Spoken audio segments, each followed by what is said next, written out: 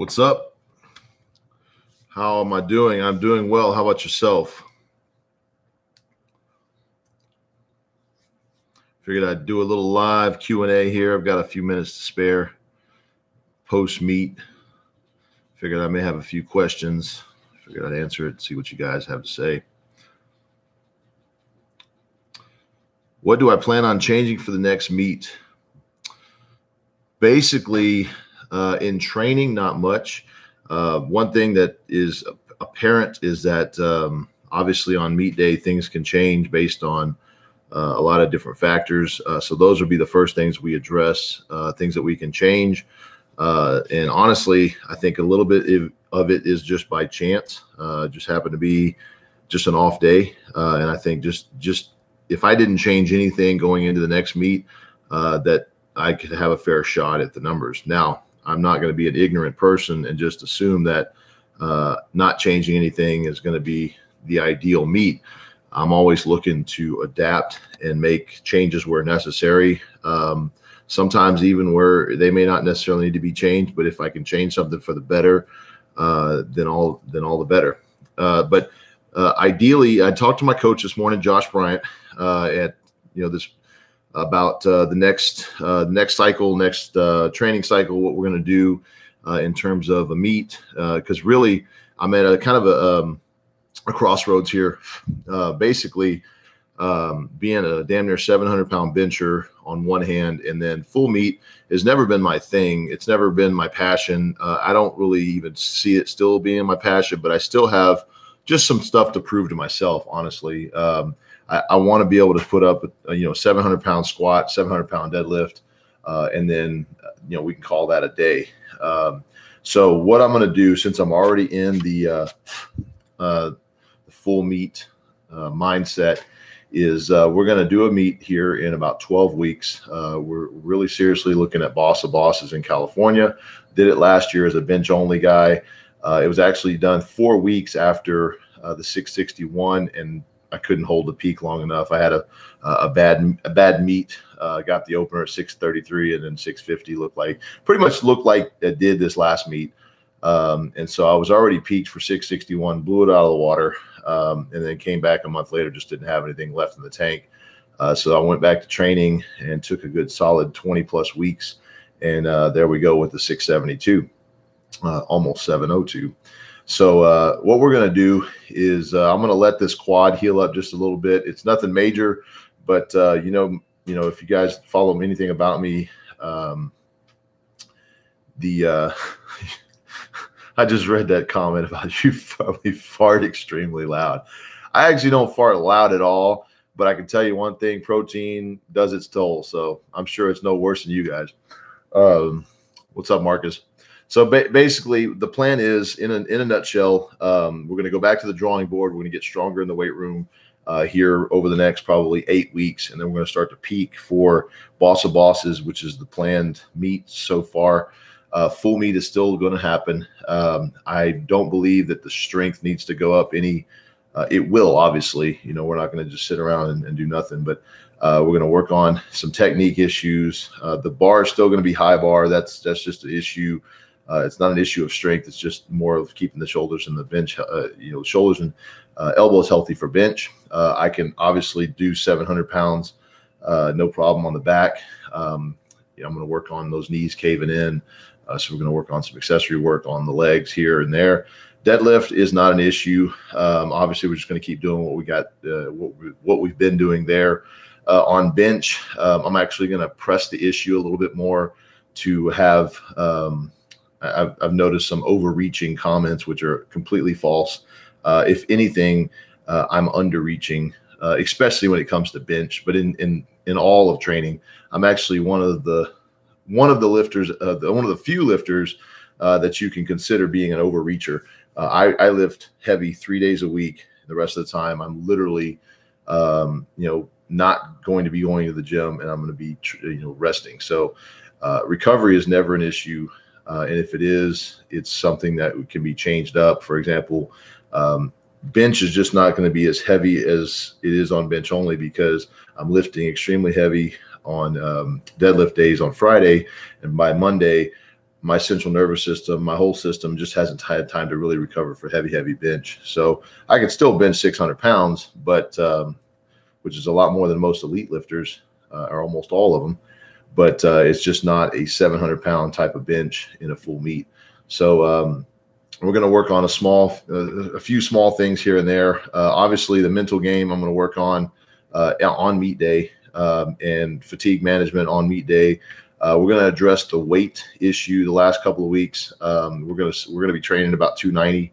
So we're going to actually hold that weight all the way through the meet, just putting on some extra calories in the weeks that I'm not actually heavy training on my deload weeks, and on the couple of weeks that, or actually I'm not going to take a couple weeks off for the meet this time. We're actually only going to go about 5 days off.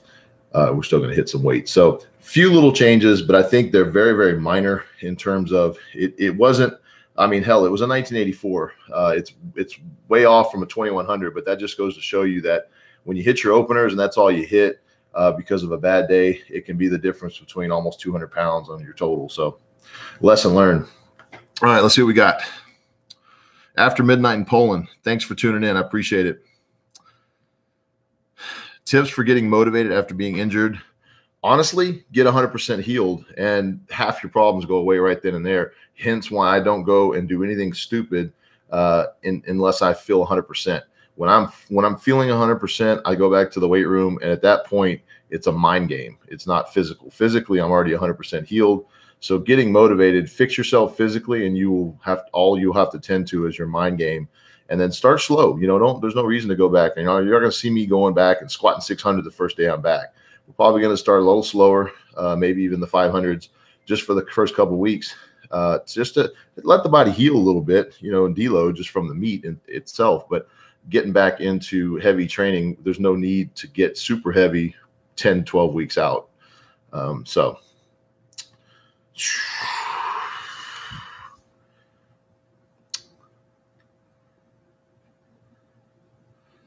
Chris, trust me, I have not always been this big. I was a swimmer for years. People make fun of everybody for stupid reasons. Don't listen to them. I know that sounds cliche, but honestly, just work on you and you'll be fine. Trust me. If you want big arms, you'll get them. I really could care less to be this big. It's actually hyped up way too much. Even when I was 180 pounds, I was still kick somebody's ass. It's not about size. Size actually makes you slower, but it doesn't change your instincts. So, a lot of people, they see me, they think, oh, you're such a big guy. You're probably, scary. Well, being big has shit to do with being scary. In fact, most big guys that I know are pretty soft teddy bears. Now, piss them off, that's a whole different animal. But just don't piss them off.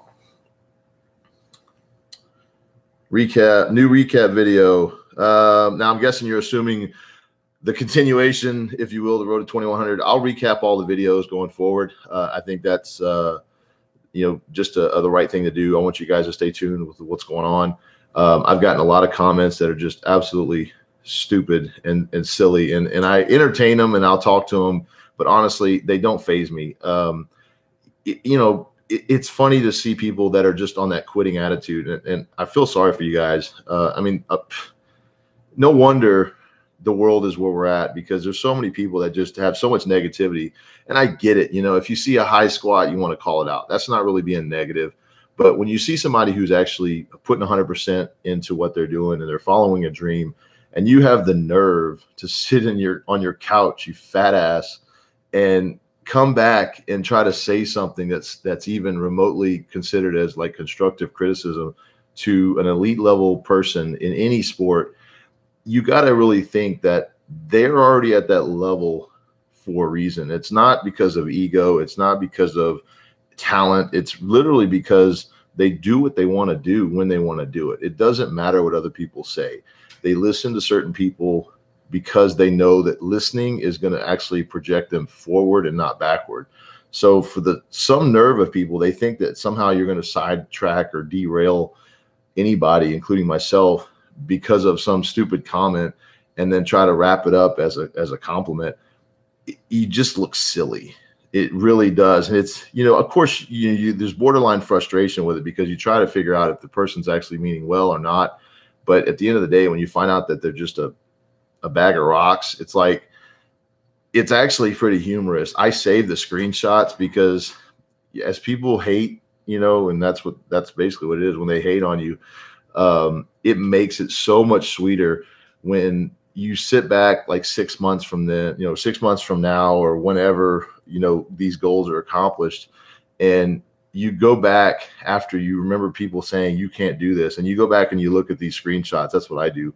It's motivating me because when I hear somebody say, oh, you think just because you hit a 700 bench that you're going to be able to go 720. Oh, that's not going to happen. So then I'll go back and start screenshotting things, and it just projects me forward. I mean, so at the end of the day, it's really kind of funny. It's sad at the same time because there's so much negativity, but I want to keep these recaps going because the people that are actually interested in what's going on, I appreciate you guys tuning in, because it's there's actually some positivity to be learned there. And that's all I really want to put out. I have a skill set here, in this particular sense, it's powerlifting and being strong at things. Even if it's mostly bench, most people, that's all they're interested in anyway. So to add a little extra flair to it, put some full meat numbers together and see where the rabbit goes. But I'm definitely going to keep the recaps coming. All right, Chris, you're getting a little weird here. You're not taking my arms off and sticking them on your body. That's not going to work. Congrats, man, for your numbers. Anyways, a question about bench. Hold on, what we got? I skipped. Let's see you. Bench quite narrow. Started doing it too. Explain the benefits. Well, for one, it was just by feel. Grip and a lot of other things are based on personal preference, like foot position, how much leg drive you actually use, where your feet are, if they're under, if they're out on the sides. So really find what works for you and go with it until it either, obviously you don't want to hurt yourself, so don't do anything crazy or weird, but, look at other people's lifting, see how it benefits them, and then try to adapt it to your own lifting, but do it slowly over time. But for me, I've found that the benefit was not, I wasn't doing this. I wasn't moving my grip in because of the benefit. I was moving it in because it's felt better. If that's where I felt my power was coming from. After a while, I learned that my pecs were not getting strained as much or at all. And if they did, they healed very, very fast. Hence, that pec strain that I had a week and a half, 2 weeks ago was not very major at all. Had my arms been a lot wider, it could have been a complete tear. Who knows? My shoulders stay a lot healthier, and I'm able to utilize my tremendous tricep strength. So I know what my strengths and my weaknesses are. I go wider, I get a little weaker. People think that just because you're wider, you have less range of motion, all of a sudden it means you're stronger. Doesn't mean that at all. So do what works for you. How do you anticipate the injury may occur soon? You know your body. You know what you feel like. If you feel 100% going into workout, it doesn't guarantee there's not going to be an injury or a strain or anything like that, but it pretty much means that you're healthy, and that's all you can ask for on any given day. Now, there's freak stuff that happens, but it's not very often, and if it does happen, it's not going to be because you were already injured or not injured or because you did something wrong that day. It could be completely separated from all that. You could drop something on your foot. Somebody else drops something on your foot and it breaks. Now you can't squat for a while. Those kind of things you can't really prevent. But the things you can prevent are like if you're sore after a workout, take care of yourself, rest, get a lot of food, make sure you're recovered properly. You're stretching, you're rolling out. If you feel like your pec is messing with you, then massage it a little bit, ice it a little bit, maybe not go so hard that next day just to stay on the safe side, or while you're warming up, make sure it's not pulling any more than it should. And if it is, maybe that day is just not the day to go heavy. But live to fight another day, because if I would have felt this coming on earlier in the warm up, I probably wouldn't have gone heavy and I wouldn't have strained it at all, meaning I could probably come back the next day if I didn't work up so heavy in my warm ups and do my bench day the next day and be 100%. So things to think about. Now, that goes for squat and deadlift.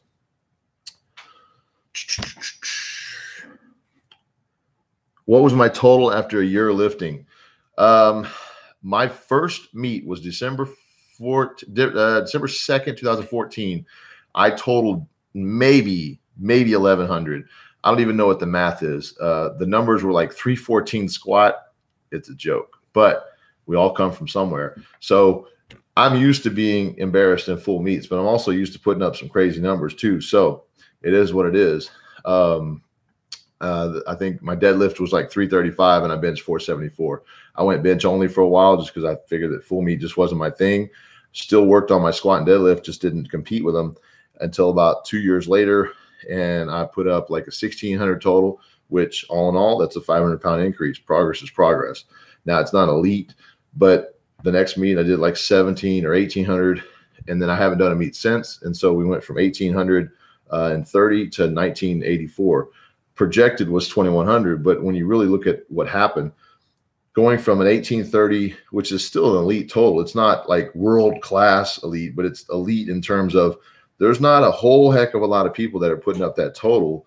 Now, when you look at it in comparison to my 670 bench, where there's only like 6 people on the planet that have ever done something like that, then yeah, there's a whole night and day difference. But in the terms of powerlifting, in terms of strength in the general community in the world, natty or not, it's an 1800 total. Now we got a 1984 total. So it's still something to be proud about. It's just not what I wanted my standards to be. So, you know, I'm not going around. It's just like when I have a bad day in the gym and I only bench 630, half the people on the planet are going, okay, why are you complaining? But the thing is, there's a different standard that elite lifters hold themselves to. That's like Eric Lillibridge squatting 1,000 pounds and then the next day, maybe, or not next day, but next training day, not being able to do 900 and bombing out after 880. Most people on the planet would give their left nut to be able to do that. But in his mind, he had a shitty day. So take it as it is and just be a spectator. Stop trying to throw your opinions out there about why or what and all this kind of stuff. I mean, I get you guys want to be involved, but don't try to critique it in terms of like, you know, how he feels to miss that or why he did it or all these assumptions. Just sit back and watch, have fun with it. You know, there's a little too much drama going on. I've never squatted anything but sleeves, so all my numbers are in sleeves.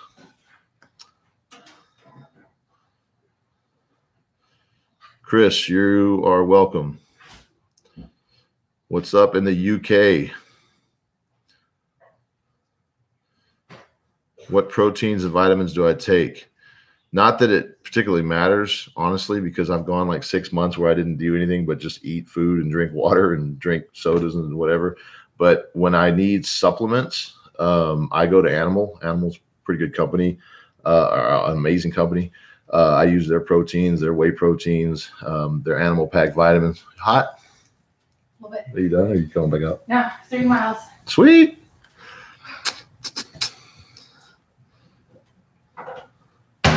About to get water for Kayla and me. Okay, Tom, I'll put the comment out there. I don't care. So Tom says, people are saying bad shit about you. Is there self-projection of their shit self, brother? Oh, I got you. I was like, people were talking bad shit. Oh, well, that's social media. I guess don't be on it unless you have thick skin. But yeah, I agree. Honestly, I've been around. I mean, I'm 37 years old, so I'm not like a freaking young cat anymore. But I've been around the block. Like, I've been through some shit and I've talked to people. I know how to read people. And, you know, it is sad that people tend to project their own life failures or whatever on other people. But I feel bad for them because at the end of the day, that's why people are the way they are, you know, their life experiences. You know, I've had good and bad. I just choose to use the good. And I'll be damned if I let somebody pull me down. If anything, I go and I pray for them at night and I just go, you know, I don't know whatever their issue is, but, you know, I'm never going to see them again. I'm never going to talk to them again. You know, help them out. And I'm not going to sit there and help every single person out and talk to them because half the time they don't want to be helped anyways. Yes, Justin, I do have weeks where I feel weaker and I just don't know why. It just happens. You know, I've had a very, very lucky training cycle, the last one and this one, where I maybe had a total of 4 bad days. And I've always said during the recaps, I'd rather have a bad training day than a bad meet. And just so happens that, boom, I had a bad meet.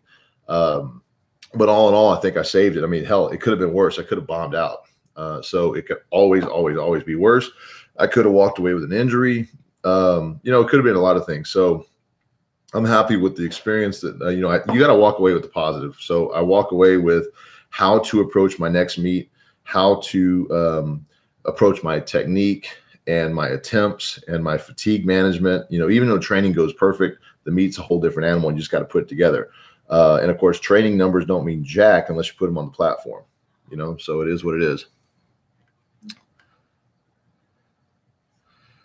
Am I planning to switch to sumo? No, but I do train that way. I just feel like I'm a lot stronger with conventional. It just feels better for me. I do train like mostly in the off season. I'll go alternate, and I'm decent. I'm not perfect at sumo, but I can pull about almost 600 sumo, which is about 100 pounds less. Of course, I don't really go much over that. I'm sure if I really worked it, I could go heavier, but I just think my leverages are better for conventional. And actually, if you would ask me, my best or worst lift a week ago, I would have said deadlift is my worst. Now I'm kind of thinking it's scooting past squat, but they go back and forth. So, into bands and chains for bench program. If you've looked at a couple of the last recaps, I do put bands in there. I'm not against chains at all. In fact, I like them, but there's only so many things you can do in your training. You can't just do every single accessory and every single, you can't just always use slingshot and always use bands and always use chains. You use them when you need them. So I use bands, and I did find a lot of progression in the bands, especially with the middle sticking areas. So I'll continue to use those. Chains are very similar in effect. So, I'm not opposed to putting those in there as well, but I mostly rely on Josh Bryant, who knows exactly what he's doing with bench programming and full meet. So I'm going to leave that up to him, and we'll just discuss and see what happens going forward. Marcus, do you believe a good amount of lifters these days have become softer? I feel by my field, people have much lower standards than what they used to be. Can I hit that natural, et cetera? Dude, the whole world's got softer. Let's just face it. There's a different breed of people that are walking around this planet right now, and everybody seems to think that they're entitled to something, that because they worked one day of their life that all of a sudden they should get paid for the rest of it. Everybody wants a law changed so that they can feel comfortable in their own skin. They want a law changed so they can walk inside a building and just happen to think that nobody else has weapons, and I get the fundamental safety of being a person, and that's compassion obviously needs to be brought out in everybody to make the world better. It's not, nobody else has to change and then you get to not change. So we all need to figure out how to change inside. But at the end of the day, yeah, people do not have as thick a skin. It's just, hell. And the thing is, I don't even know how I kind of built mine, because I didn't have a dad to kick my butt growing up. I had a soft upbringing, if you will. Military obviously is a whole different animal, but my mindset is different than most. But yeah, I have compassion for people at some point, but then when I realize that they're being lazy and that they're just being a chump, I have no tolerance for that whatsoever. And I actually get very, very frustrated. You can ask my wife. It's almost a daily conversation. I'll look over and I'll see somebody doing something stupid and boneheaded. And at first I want to just assume that maybe they're special in some way, or that they're just not, I try to reason with them and I try to figure out, maybe you just had a hard life and that's just how you are. But then I realized, suck it up, like figure out a way and deal with it, because there's 1 million plus other people in your city that don't want to deal with your crap. And you can't have them custom tailoring everything just for your sake and just because you can't handle the truth or whatever it is. So yes, the answer is absolutely. And it goes for lifters as well, which should be a lot harder because they tend to do different stuff and put themselves through stuff. But yeah, I think the sport of powerlifting is a lot softer. When you look at some of these old cats that are out there that, in the 80s and 90s, they worked through all sorts of junk. They didn't have all these special equipment and special this and special that. They just got it done. They didn't complain. So yeah, definitely softer.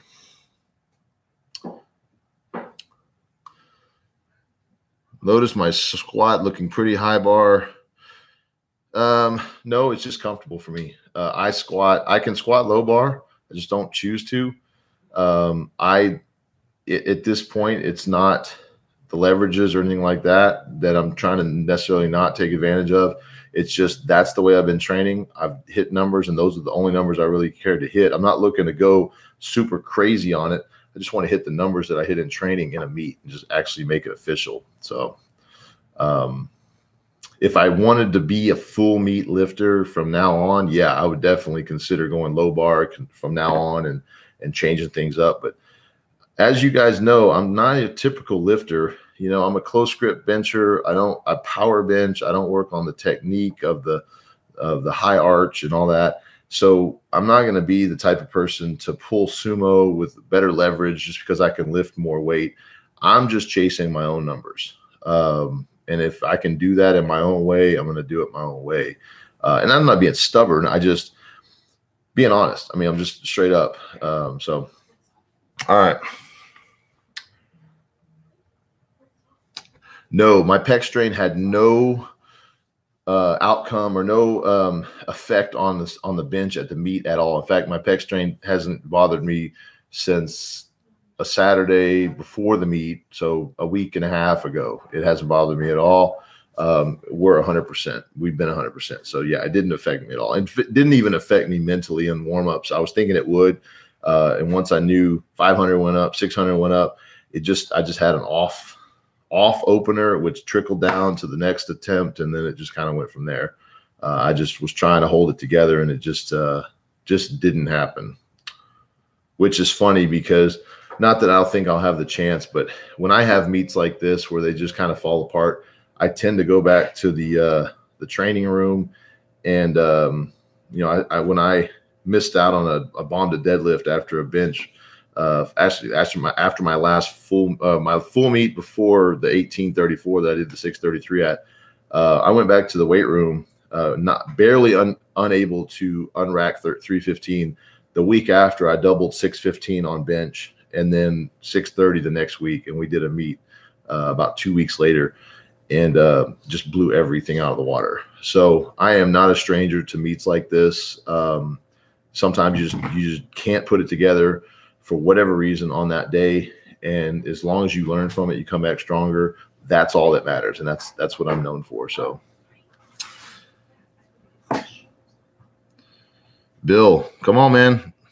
I'm actually changing gyms in Katy, out in Houston. And if I'm in the Woodlands area, North Houston, I'll be at Woodland Strength. What do you do when you hit a plateau on bench? Well, if you hit a plateau, I'm not kind of speaking from experience because it's been a long time since I've had a plateau on bench, and I would not call what I'm in right now a plateau. But when I hit a plateau, I change up my training. I change up something, either how I do it, or I add something into the training, accessory-wise, or bands and chains, or maybe an extra day of rest, or maybe not an extra day of rest, maybe a second day on bench. Maybe it's lighter, maybe it's both heavy. Just try something new. And typically that change, maybe even a change of venue. Sometimes you just got to change your atmosphere. If there's maybe more rest you can get, or, eating something different, things like all those little things can matter. So I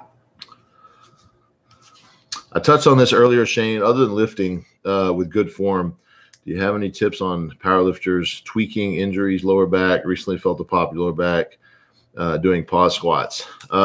Pay attention to how you feel. If you're going in with a tight back, one thing I do is make sure I roll out very, very thoroughly.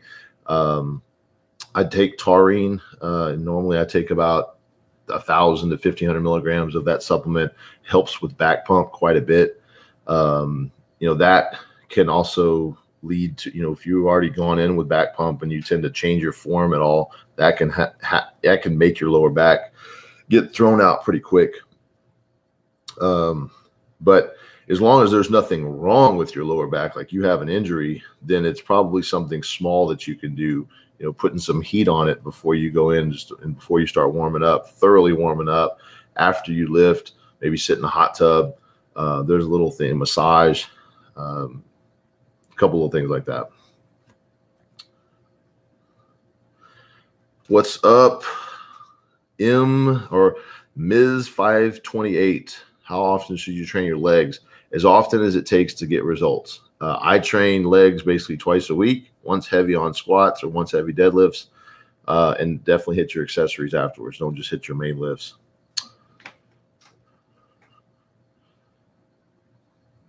Is it okay for me lifting 50 kilograms on 13 years old? If you're 13 years old, it's good that you're lifting anything, so keep it up. Just stay safe and injury-free, and listen to people who have kind of been there and done that, not just the bro science. What's up in Bulgaria? How long should you rest between sets? Depending on what you're doing. I know when I'm lifting super heavy, I take as much time as I need to get my heart rate down, but not so much that I get cold. It's definitely a personal thing. If I'm working on like an off season where I'm doing high reps and I'm working on breaking down the muscle, or I'm working on like more cardio type stuff, or if you're a bodybuilder, you're not really working on size and strength, less rest between sets is probably ideal in that sense, but it's really up to what your goal is. Do I have any experience with Mark Bell's slingshot? Yes, I do. I have used the Mad Dog. I've used the yellow. I'm not sure the names. The red, and I've put up good numbers in pretty much all of them. They're great for overloads. Average Joe 78. Appreciate you guys. Let's see. Discovered your channel. I'm glad. Great content information. Well, thank you for subscribing. I appreciate it. Stay tuned. Matthew, yes, I do train on uncalibrated plates. Competition bars look like stiff bars, maybe more specifically training with. You're right. That is actually one thing that we are going to be changing. And for some reason, this meet just didn't work out. I'm not sure if it was just an oversight. I think I would just chalk it up as that. Where I didn't train on calibrated plates the last few weeks going into the meet, definitely could be a contributing factor. So that will be something that's addressed this next meet, at least for the last, 3 to 4 weeks going in. All the lifts will be done on calibrated plates, at least the main sets. But yeah, it's something that I've done in past meets, and just for some reason, yeah. Eric Yam, did you have sex this week?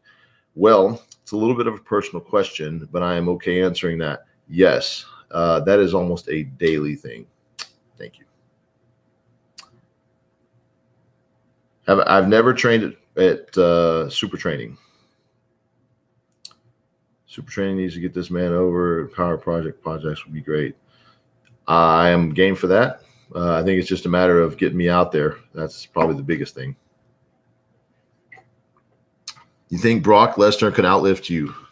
I don't know any of his lifts, so that would be hard to say.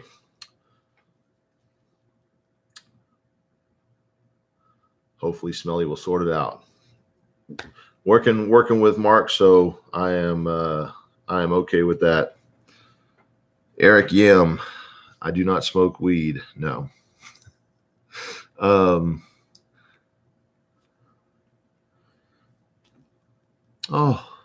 Funny games. Yeah, whatever. Trust me, this channel is not infected with the virus, and you will not get one. It's lame. Foam rolling, stretching before gym, a good idea. Foam rolling, yes. Stretching, no. At least not for me. I always stretch either after or the day after. I do roll on PVC pipe, though, because it's a little bit tougher than the foam rolling. I'm a little too heavy for that, and I dig in a little too much. What type of cardio do I do? If anything, I do HIIT cardio, but it doesn't really I don't require a lot of cardio to keep my physique and strength up and things like that. So you're not going to find me doing a lot of cardio. I did cardio for so many years with swimming that I am very much in tune with what I need. My heart rate, my resting heart rate is about 50 to 55 at any given point in time. So a very, very healthy heart. And I can get my cardio, I can get my heart rate up to about 200 and have it back down to less than 100 very, very quickly, just from years of conditioning. So foam rolling is awesome for the gym lifts in general. Yes, I agree. Average Joe 78. Have I considered taking a wider grip in bench press? Yes, and it does not work for me. I don't prefer that, so I go back to, I train wider grip just to hit the pecs a little bit, but when I'm ready to get down and get busy, I go back to my natural grip, which is a little bit closer. Decline versus incline. They each have their own purposes, so there's not really versus. I mean, there's no reason to choose between the two until, obviously, incline's more shoulder, decline, you're going to work bottom of the pecs a little bit more, but it's easier. So unless you're going for like an ego lift on decline and you get butt hurt because your incline lift is not as much, there's not a reason to choose between the two. Let's see. Strained a pec during incline 4 months ago, been feeling tension, grinding, clicking noise. Well, I would not rehab that yourself. I go to a doctor. If you're having clicking, you want to go get something done on that, and have a professional look at it. I know it costs money, but it's your body. Go check it out. Go have it actually checked out. I'm not a doctor, and I couldn't tell you even remotely what that is. I mean, it could be something stupid and simple. Impingement, it could be something serious, but I would check it out if you're really serious about your health.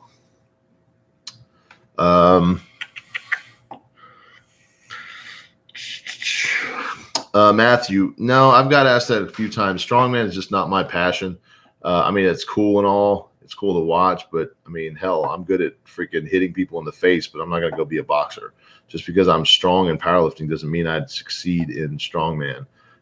It's a totally different animal. I did strongman competition in 2012, and I won my age or my weight bracket and whatever that division was. But it's just a totally different animal. There's techniques involved, not just strength. It is tough, and there's just not a natural talent there that I have that I'd really want to expand on. So at this point, probably not. Let's see. Nuaz, you like my bench press program? Got it really working through your first week. Awesome. I appreciate you getting that. I really worked hard on my bench press program. In fact, I'm working on a couple little additions to it. But if you guys don't know, I've got a 16-week bench program that is custom written by me. It doesn't take anybody else's programming and switch it up or anything like that. It's literally some stuff that I did early on and some stuff that I do now, and the things are kind of mixed together. It's not necessarily just powerlifting based, but it is bench press based. And it's really tailored to anybody who's wanting their bench press to add some weight to it. There's some, obviously there's barbell work, there's dumbbell work. Pretty much any gym has got the equipment. In most home gyms, you'll have the equipment to do the bench press program. You don't need specialty bars, bands, and chains, things like that. But it's really a good way for the novice novice lifter to get in and do the right thing when it comes to bench, as well as the advanced lifter. I've got several people that are in the 550s that are looking to add weight. And a lot of them have, some of them are just now starting it, but the ones that have been there for a while have added some serious weight to their bench. So it's really across the board. I did not expect it to be that kind of program, but I really am expecting the feedback from a lot of people, or I'm getting feedback from a lot of people, and I still expect a lot of feedback in order to tweak the program going forward as it gets better and better and better. But I definitely appreciate you commenting on that. If you guys are interested in the program, it's on my website, benchonly.com. You can just click on coaching and programs, and I've got it there. Occasionally I run specials for both items, so keep an eye out.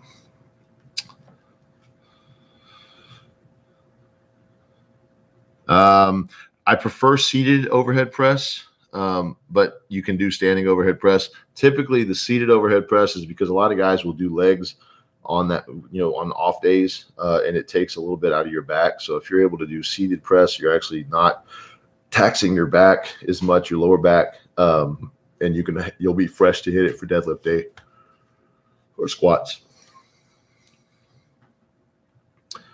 I will be squatting out of a mono lift, but I'll be walking it out. I boss of bosses, but I will still be at a high bar. But I've turned down low bar squats. I just find that high bar until I reach kind of a plateau with it. There's really no reason to change it up. And honestly, I'm dabbling, if you will, in the full meet just to see what I could do as kind of a, not, I wouldn't say half-ass, but effort, but I'm not going to go in and just take a whole year to train for a full meet. I wanted to put together a little package in, pretty short training span, put up a full meet number, get in, get out, and go back to bench and put up a 700+ pound bench. That's kind of what, honestly, what my idea is. Who do you think is a very strong dude in powerlifting, and who would I like to train with? Well, Andre, I mean, he's on top. He's a strong dude in powerlifting. He's the man right now. He's got the record. He's up there. And who would I like to train with? I mean, that's across the board. I mean, I train with some pretty awesome people as it is. I'd love to actually train with Ed Cohen. I mean, I've done seminars with him. I've actually kind of co-hosted seminars with Ed. I talk to Ed all the time on a personal level. So, it'd be nice to actually train with him on that term. But, there's a lot of people I'd like to train with.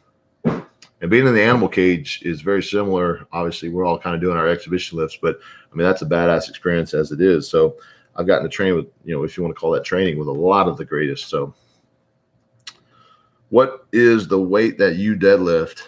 My best in a meet, 700, training 725.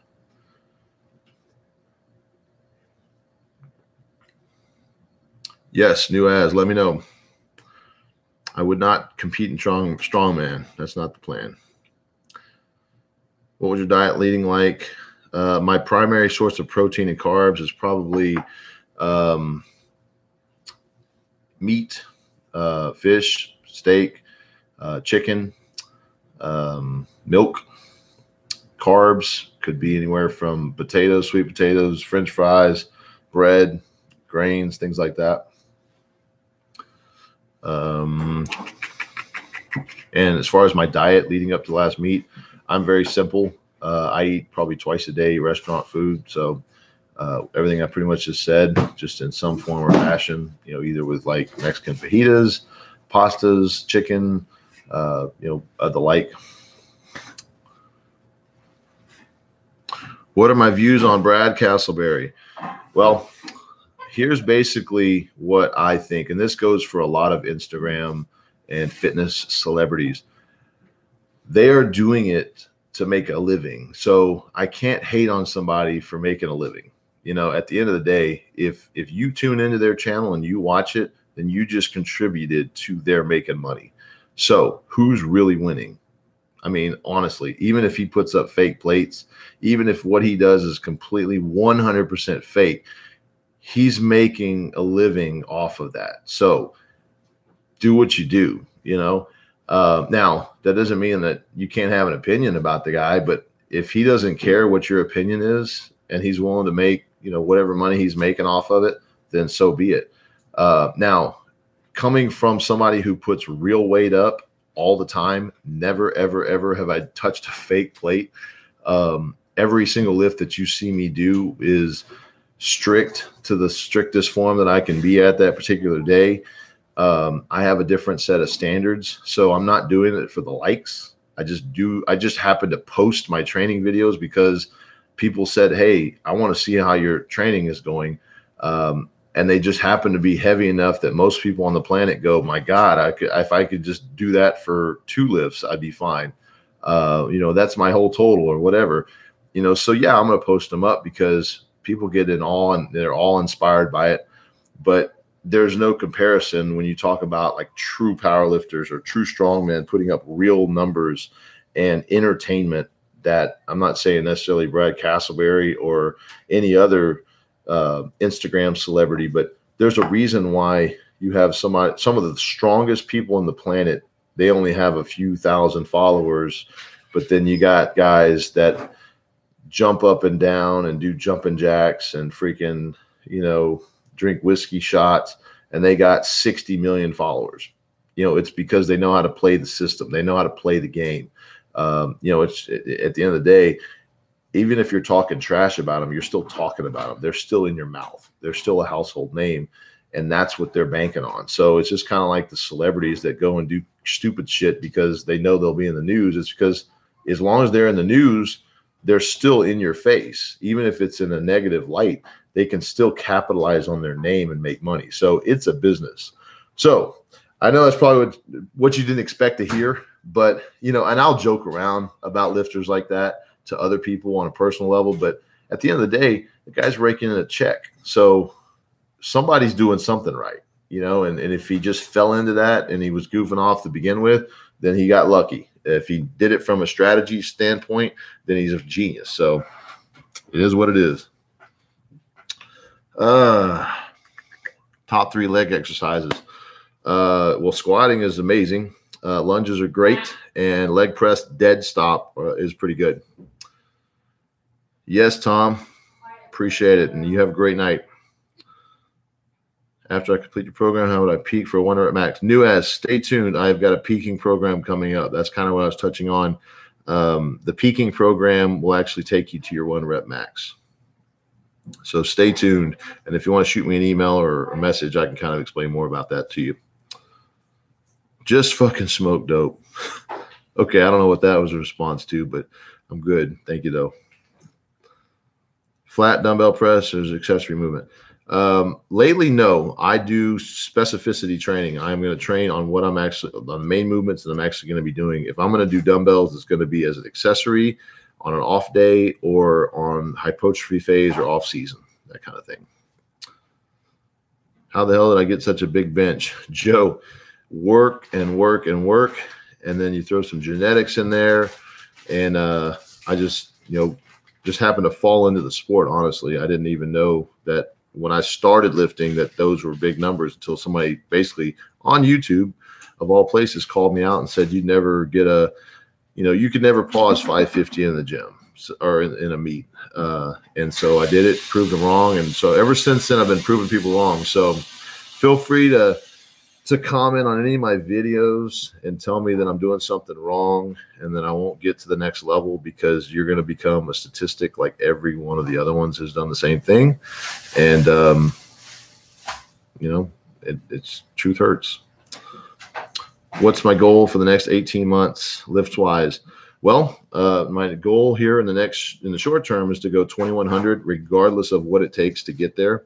As far as the lifts are concerned, if it means a 750 squat, if it means whatever, I've kind of put bench just on a back burner for a little bit to accomplish this 2100 goal. Shortly thereafter, we'll be back going after 700-pound bench until it goes down, and then we'll see what happens after that. Bench press accessories. My favorites are weighted dips, tricep rope, cable flies, pin presses, lockouts, things like that.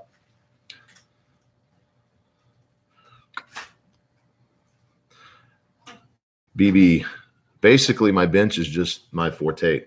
Obviously my squat is catching up, my deadlift is catching up, but I held them back on purpose for a long time because there's no reason to train heavy squat and heavy deadlift if it's going to hinder the bench.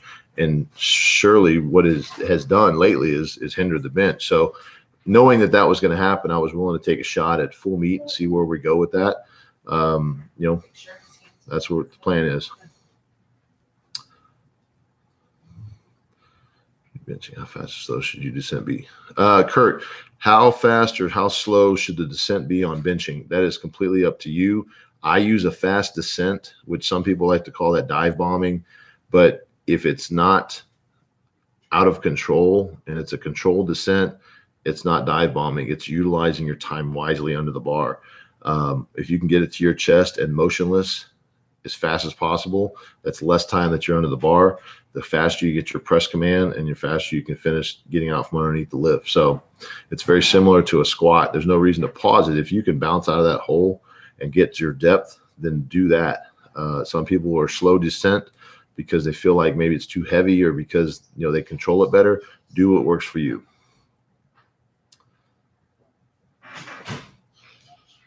Deserve more attention as you keep true to real bodybuilding. Well, hopefully not bodybuilding. I don't know much about that. That's a whole another animal, but I appreciate that. the channel has definitely grown quite a bit. I think we're up at like 4,800 or so subscribers, and I definitely appreciate that. It's grown leaps and bounds this year. And I think it's just due to the fact that I'm willing to talk to people, and I'm willing to share kind of my experiences, what's going on in my daily lifting. And a lot of other lifters just don't take the time to do that for whatever reason. Not badmouth them or anything. I mean, it's kind of busy sometimes.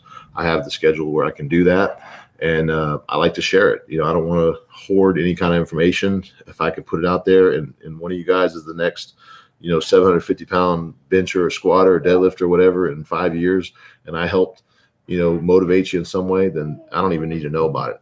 I'm just happy to help. Have I looked into Stan Efferding's vertical diet? I have not. I have not really changed anything about diet. Haven't really been motivated to, because if it's not broke, don't fix it kind of thing. I don't know much about it, and I'm don't have any really opinion about it. I haven't looked into it, so I'm pretty ignorant about it. Yeah, Ms. 528. Yep, you have a great night, man. I appreciate you tuning in. Who do I think the GOAT will be in the next few years of powerlifting? Anybody that puts up a big total and continues to break records and stays in the record books for a while. I think the actual greatest of all time is, going to be Ed Cohen. You can't take that. You can't take it away. I don't care who breaks more records or anything like that. At some point in time, I guess the GOAT, if you will, can change. But at the end of the day, you've got to, I think the criteria is you got to be able to break records, continue to break records, and stay in the sport for a long time. I could come in and only be, a bench presser for 2 years, and I can go 800 pounds on the bench press. But if I don't stick around for a long time and continue lifting against other lifters or against, no, not right now. And if I don't continue to put up numbers, continue to prove myself, one lift, one meet, 1 year is just not good enough. If I can have multiple records in multiple weight classes, all-time records, I think that certainly qualifies somebody to at least be in the talks of greatest of all time. So I think there's a few people that could be, but it's definitely getting stronger. So stay tuned. There may be a few cats out there that we don't even know about that are maybe watching this video, and they're going to get motivated and realize that they have a spark in them, and they're going to let that ignite, and they're going to do some crazy stuff. So just never hate on anybody that you think is weak or struggling or having issues, because you never know who's going to come up and the stars align just right, and boom, now you have your greatest of all time that just came out of nowhere.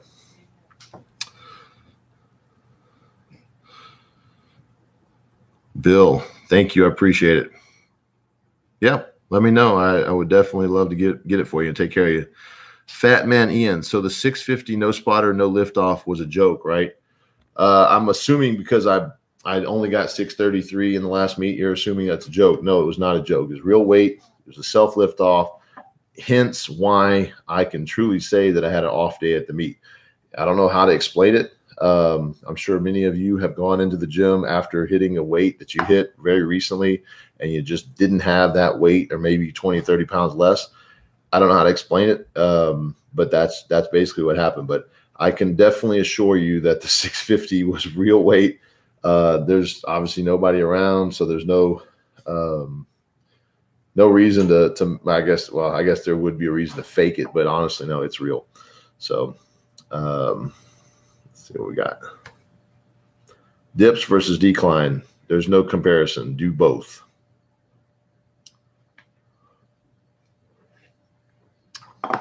Incline versus decline. Nope. Do both. Do what works for you. Do what you need. Pausing incline, touch and go. I always touch and go on incline. How much did I bench when I first started? I was about 275 pounds, and I did 474 in my first official meet. I was expecting that meet to go 585. So like I said, I'm not a stranger to being let down at a meet. What I did is I went 6 months of hard training. I came back. I nailed 550, 556 the very next day because I did a full meet and a bench-only meet. Not that I would recommend that. And then 2 weeks later, I went 578. About 3 weeks after that, I went 585, and then I hit kind of a plateau. Changed up my coaching and blew past 600, 633, 661, all within about a year and a half. 672 about 6 months, 8 months later, and here we are 2 months after that. So don't tell me that you can't excel at an elite level very, very quickly.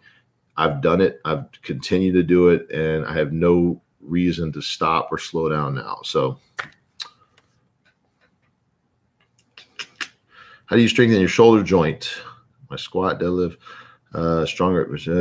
So I do arm circles almost daily, and I work on stretch cords. You can see that on some of my, in fact, if you go back maybe 10 or 15 videos, you can see my shoulder injury prevention workout. And that's basically just real simple arm circles and stretch cords. I do it as a prehab, as a rehab, and as all my warm-ups for bench and shoulder day. What's my opinion on Yuri Belkin? He looks so efficient. I don't have an opinion. I don't really watch him a lot, but from what I see, he looks like he's technically in tune, and he knows exactly his leverages and uses those to his advantage.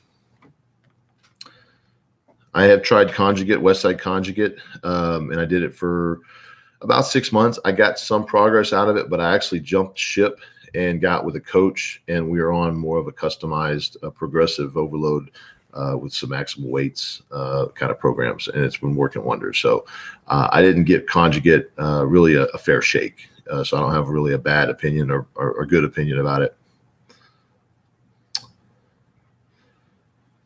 What do you think the human capacity is for bench pressing? I don't know. That's a good question. Obviously, right now we're sitting at mid 700s for the human body. I think there's some untapped potential there with what we have right now. I think Kirill had a little bit in him on that particular day, but it's hard to say because you can see a lift and it looks flawless, and they actually put 150% into it, and he didn't have another pound in the tank. It looks like he did. But only he knows that. But for Julius, who I think is next in line to go up there and challenge that, who knows? I think we could be looking at a 760 to 780 bench press here in the next few years, and which means we're going to be getting really, really close to 800, which I think human body at this point, it's not hard to fathom that because we're close enough. But much more than that, it's hard to imagine. But, the 4-minute mile was hard to imagine for many, many years. And now look at it. So it's just hard to guess. And no, I have not had any shoulder injuries, mostly due to years as a swimmer. I know how to take care of my shoulder. I'm very in tune with my body, especially my upper body. So I know when things are pulling or when things are feeling off, and I take care of those with prehab ahead of time. Let's see. Kind of silly bench only lifter claims he's going to total. Let's see. Now that you did a full meet after doing bench only meets for a while, do you think it's kind of silly when a bench only lifter claims he's going to total this in his next full? He's going to total this in his next full power meet.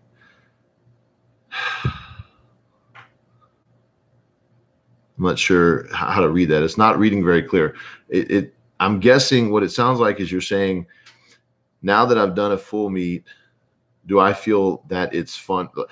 I'm going to go ahead and answer it the way I think it means. If I don't answer it the right way, let me know.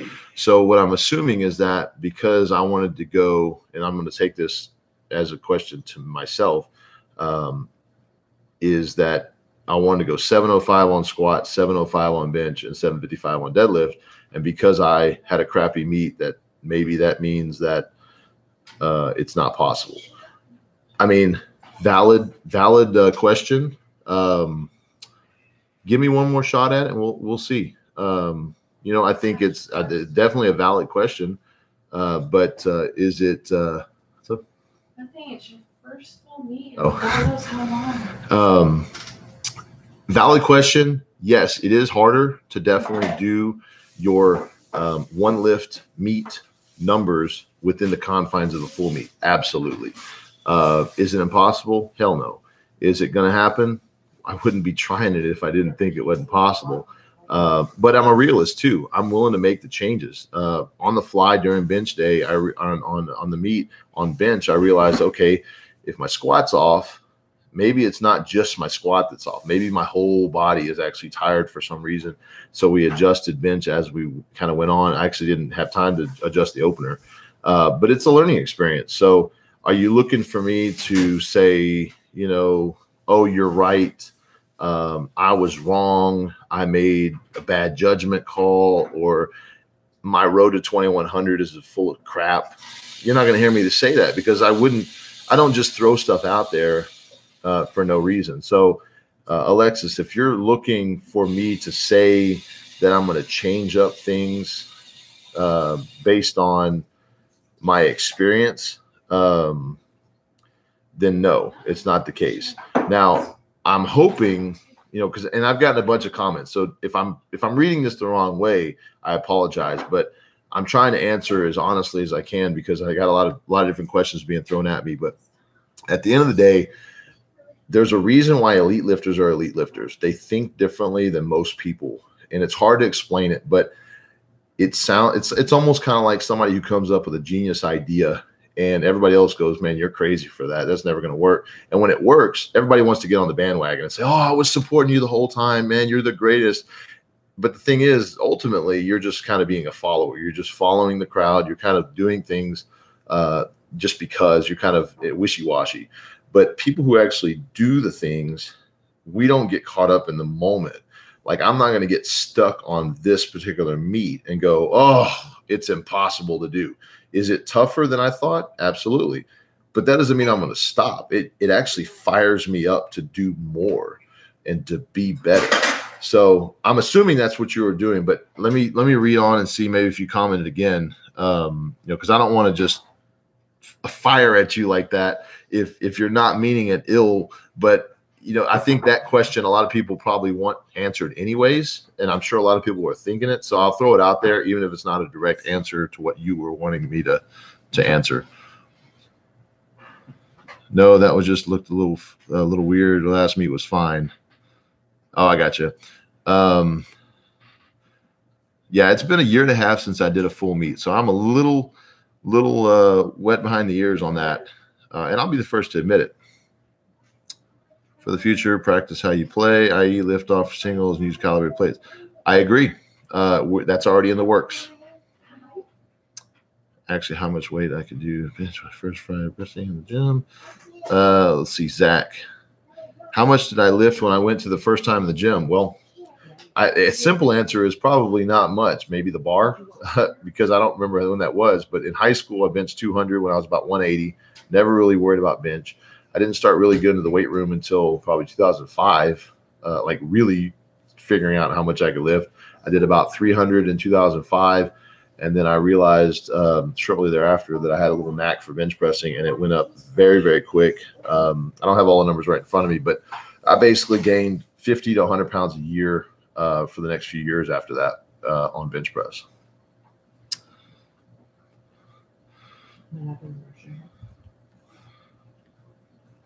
Let's see. First time I did 225. It was probably between high school and early 20s. How many times can I do 225 now? The most I've ever done is 60 full range of motion, but I haven't done it in a long, long time. I just don't have a reason to. 220 is clean. Any tips for new lifters coming up? Yes, Fat Man. Basically, for new lifters, always find a good gym. Find somebody who's stronger than you, or at least equally strong. Somebody that can help motivate you, keep your integrity up, and basically stay consistent. Find a program, find a system, and get into a regimen where you're gonna be able to progress, and find that niche and keep working at it. Always learn, never ever shut anybody out, but always learn from credible people. That's the thing. Don't just learn from the internet. Always double check your sources, and take advice lightly until it's good advice. Honestly, Alexis, let's see. Question about the full power meet was not directed towards you. I see some guys on IG claiming road to 2200 being bench only lifter and then has not done any full meets in years. I'm not sure who is saying that, because that's the first time to meet. Road to 2200. I don't know who that would be. I mean, I would hope to know if they're a bench only person and they're going to go road to 2200. I would assume that they're a 600 plus bencher, because that's a big squat and a big deadlift. If not, might just be a tag or get more followers. Well, yeah. So it could just be a marketing ploy. Honestly, I mean, a lot of people on Instagram post some bogus stuff just to get people to follow and to like their stuff, and maybe even just to throw people off, and just to kind of the sensational wow. But then again, I mean, I don't know who this is that's claiming this.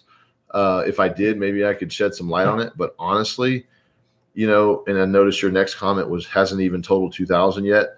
I mean, that was me. I mean, honestly, and it's still me. I haven't totaled 2,000 yet.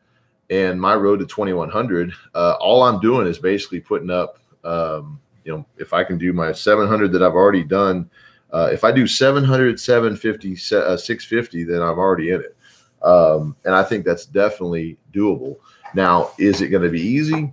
Never said it was. But, you know, I use the road to 2,100 as not a sensational type of tag, but something that people can get behind. Honestly, you know, it's something that if it took me a while to do it, I'm not claiming that the next meet has to be 2,100. It's called the road to 2,100, not the next meet is going to be 2,100. And that's what I think people get behind. I think most people that are subscribed to this YouTube channel are not here to see me go 2,100 just because I said it. They want to see me struggle. They want to see me fail and actually get back up, because they can relate to that. People cannot relate to a 600-pound bencher who then says, I'm going to go 700, and then I nail 700. And then I say, I'm going to go 720, and then I nail 720. That's a person that you're just in complete and utter awe of, because they keep hitting their goals. You can't relate to them. You'll watch them, but I think that most people want to see the human in everybody, especially somebody in powerlifting. It's not a very exciting sport to most people, but if they can follow somebody who's a regular Joe who turned powerlifter because he thought, you know, hey, I can put up some decent bench numbers. Oh, this guy's a bench only guy. Man, he's putting up crazy numbers in bench. Oh, wait a minute. He wants to do full power. This ought to be good. Oh, look at this. He failed his first meet. He wanted to go 2,100 and he failed miserably. He went 1984. Well, then the next meet, all of a sudden, holy shit, he did 2,100 or he did 2,500 or not 2,500, 2,050. You know, and yeah, there may not be a straight road to 2,100 without any bumps, but I think honestly, people can relate and they really want to see that twist. They want to see what happens next on the road to 2,100. Am I going to get it the next time? Am I not going to get it? If I get 700, do I come back to do 2,100? You know, and all those things are, who knows? I just train my best to get the numbers that I want to hit. Progress is progress, you know, and if I have people that fall off and hate because you've been hyping it up and you didn't do it. Well, guess what? The world's not perfect. Sometimes you fail, and it's not really called failing unless you give up. So I'm enjoying this road. I actually like it because most people who are in the lifting category know what it's like to feel like crap in the gym one day and then come back and smash a PR. It makes that PR so much sweeter if you had to go through some adversities because of it. So I think this is a real story that is kind of unfolding. All right. So a couple more questions here. I don't know how many I have left, but hopefully I don't have too many because I got to go eat dinner. Going to be funny when you shut everyone up and nail the 705 bench in a full power meet. I feel you should keep doing full power indefinitely. So much potential on squats and deadlifts, of course. Thanks, AK. I appreciate that. That is my mindset. You know, I at this point, the plan is just to put up a nice total and get back to 700 bench as quickly as possible. I think that's my niche. I think that's what I enjoy that more, honestly. Don't get me wrong. I like squats and deadlifts, but it's just a different feel. It's a different type of training. It actually takes less time out of my day and my schedule. I have more time with family when I'm not chasing the full meet. But stay tuned. Stay tuned. I mean, this is real life. Things can change at any point in time. Switching gears, if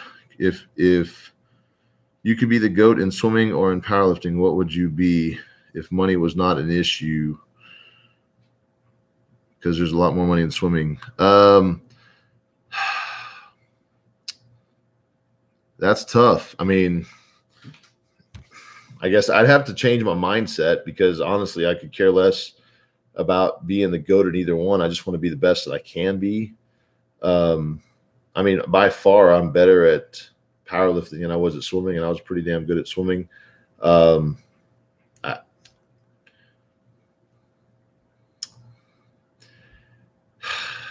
Powerlifting is probably not going to be a lifelong sport, honestly, because swimming is one of those ones where you can do injury or not. I mean, it could be a lifelong sport, but swimming will always be there, but competition swimming will not. I don't know. It's hard to choose, man. I don't know if I could choose between those two. I just have to toss a coin up, honestly, and just be like, powerlifting, whatever. Yeah,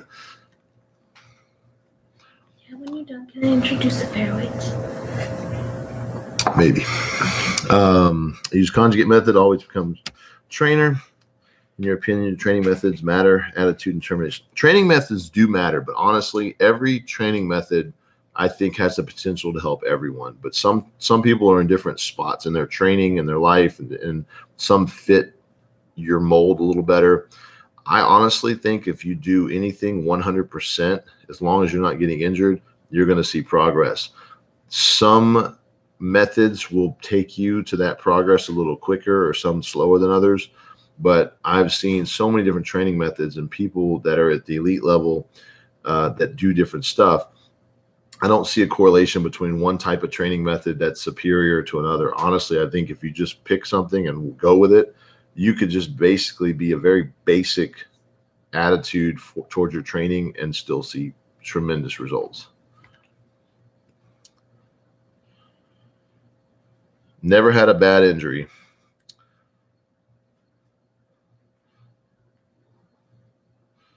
Jumped on a bicycle. Well, if you call TRT a bicycle, the most I've ever benched was 589, right at 600.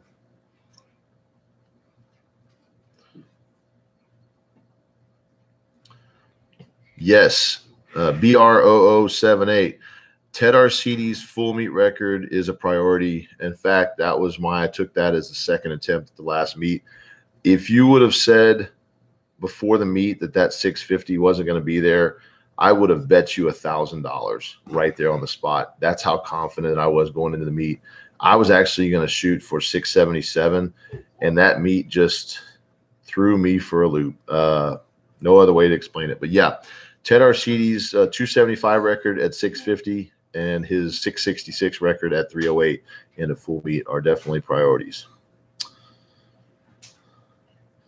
Who is stronger, 1,000-pound squatter, 1,000-pound deadlifter?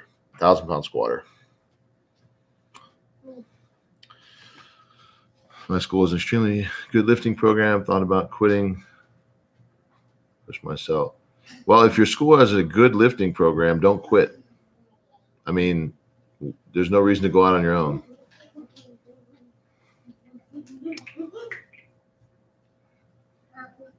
How much does the ammonia company pay you to take a hit of ammonia every set? I don't take it every set, every heavy set. A hit of ammonia does nothing as far as, health wise. It's simply, awakening your senses. But yeah, I do have an arrangement with Skull Smash Ammonia where I get a little check. So I definitely want to help those guys out. Steve over there is a great guy.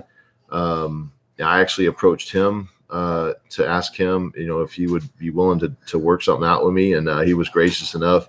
At first, it was more of a, hey, I don't know if I have room for an athlete, I'm a small company.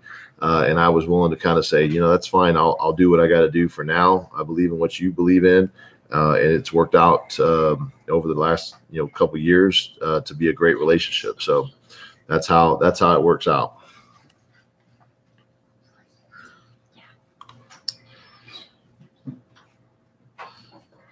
BB, no, I don't have any very long-term squat and deadlift goals. It's pretty much just a short-term thing.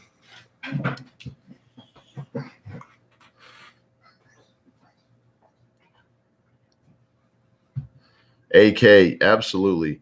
I have the test to prove it, just in case you don't believe it, or if anybody wants to call hate or call lie and call steroids. I mean, you guys, I guess, are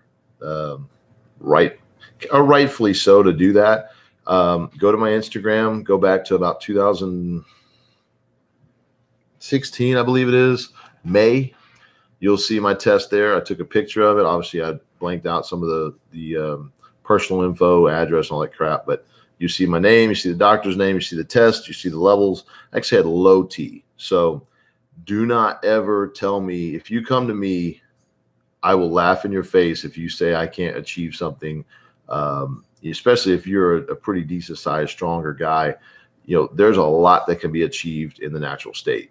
Everybody wants to call steroids all day long. It's so freaking silly because, and honestly, I have to say that I was the same way for years. If I saw a big, bulky guy, I thought immediately this guy's on the juice. I would never say it to him, but I thought it. I thought, oh, if these guys, you know, and my thing is, you know, if their jawline looks all jacked, you know, I don't know. It's hard to explain, but you could just look at somebody's face and kind of tell. Now, that's not true, but I would look at them and judge a book by its cover. If their back was covered in acne or they had a bunch of weird crap going on, I would instantly go, that guy's running juice. And the thing is, I always thought they were always jerks too. So I learned that not only can big guys be pretty nice guys, but that doesn't mean they're running the juice. So Instagram, Facebook, YouTube, all that stuff wants to call that. And I get it. It's easier to just say that whoever's stronger than you is running something. And honestly, even if they are, it's none of your business. Like, it's, if they're claiming that they're natty and they're competing natty and they're getting records and stuff like that, then sure, I can get how that can be offensive to some people. But honestly, if you're doing heroin at night, I don't give a damn. If you're smoking weed every night, I don't care. I'm not going to call you out because of it. If Ryan Reynolds, and somebody wants to say Ryan Reynolds, you know, keeps commenting Ryan Reynolds. If Ryan Reynolds wants to go and freaking do crazy drugs on the weekend, who am I to say anything about it other than just because I want to comment and maybe make him feel bad about himself? Oh, well, you're a superstar. You shouldn't be doing drugs. The thing is, he's this grown-ass man. He can do whatever the hell he wants to do. You know, if he wants to, you know, go out there and drink all night, so what? Until he gets in a car and drives drunk. You know, that's obviously, you know, not safe for anybody else other than himself. But we're grown freaking people. We can do what we want to do. But at the end of the day, if you guys don't believe that 589, you know, for health reasons, go back and check it out. I have nothing to hide. Impressive feat of strength I saw in the cage. This year, the most impressive feat of strength that I saw in the cage, honestly, was not really a feat of strength. It was a feat of mental fortitude, and it had to be a toss-up between some of the veterans that I saw that obviously have missing limbs, doing crazy weights that most people can't do with two legs and two arms and whatever. But the Rob Hall, Steve Johnson, Forsaken Warrior, World Breaker Savage, that was an hour and a half long marathon of lifting weights. The weight is not that heavy. It was 600 pounds deadlift, but they went back and forth, back and forth, back and forth, back and forth. And then they cheered each other on. I think that shows the true sportsmanship. It shows mental tenacity. It goes beyond the 1 rep max, and you cannot mimic that in any circumstance. It's different. Put them away. Thank you, Tim. Thank you, Vincent.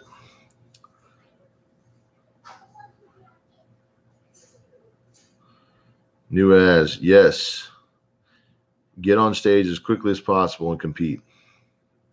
You think any benefits for the athlete, maybe enhanced recovery? Honestly, I've been looking into like the CBD oil. I haven't pulled any triggers on that yet, but it's something that I think I've heard a lot of good things about. I don't know about the smoking weed part, but I do know a few lifters that do, and it seems like they do well. I don't know if it's a direct benefit, but if it helps them recover or helps them relax, then I guess there's got to be some benefit to it. And honestly, you know, at the end of the day, it's a lot healthier than tobacco. So go for it.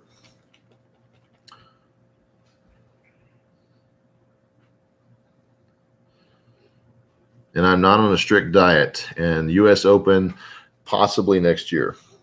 All right, I'm going to end this video. I definitely appreciate all you guys tuning in, and you know, all the questions that you guys have. If I missed anything, shoot me an email, swimhack@gmail.com. You can find it on my website, benchonly.com. You can use my contact form. You can find me on Instagram at swimhack. Definitely, you can hit me up for training programs. I'd love to help you guys out. You know, if you have any questions regarding that. I do sell my T-shirts. This is my raw bench press shirt. It's a big hot item on the website. And I'll introduce you guys to my daughter, Kayla, and her favorite animals. You got to say hi, though. Hi. And her favorite ferrets. So. Are you going to tell the names? You tell the names. This one's a girl and her name's Ruby. And this one's a boy and his name's Rocket. And he just got slammed into the table. All right, guys. Peace out, man. I appreciate it. If I missed any questions, I apologize. It's a little hard to scroll through there sometimes. But cat snakes. BB called them cat snakes. So hit me up. I'd love to help you guys out. I'll probably do a live, you know, maybe after I know for sure what the next step is for the next meet, how training is going, things like that. I'll definitely keep the recaps coming. So thanks, you guys.